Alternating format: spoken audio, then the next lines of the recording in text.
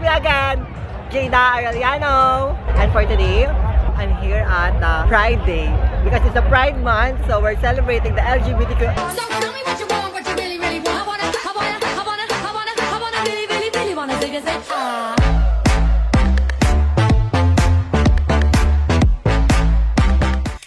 Hi everyone! Hello my loves! It's me again, Jada Arellano.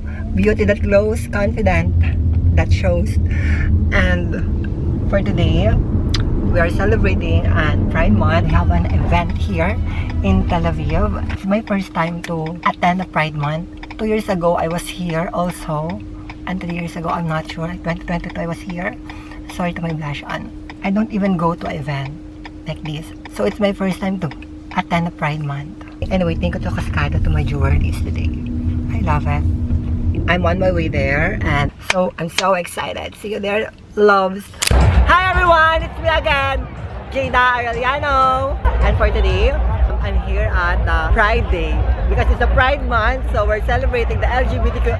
So happy Pride Month, everybody.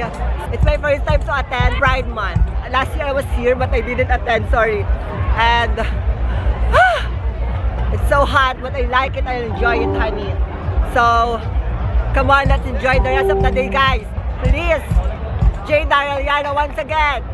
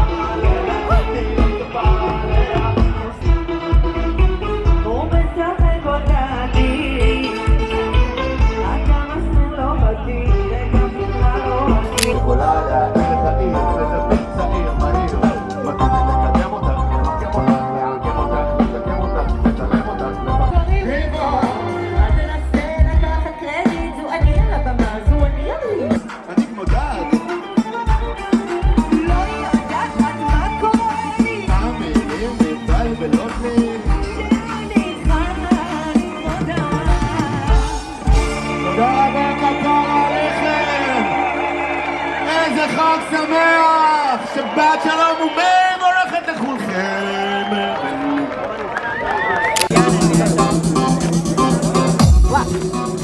What can you say about the Pride Month here in Israel? The Pride Month is our favorite time of the year, and I'm so happy to have it.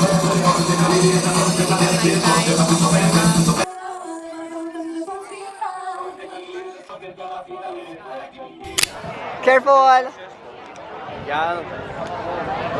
Yeah, oh my God, yes! Pride Month, LGBT, I love you guys! I love you! Happy Pride Month! Oh my God!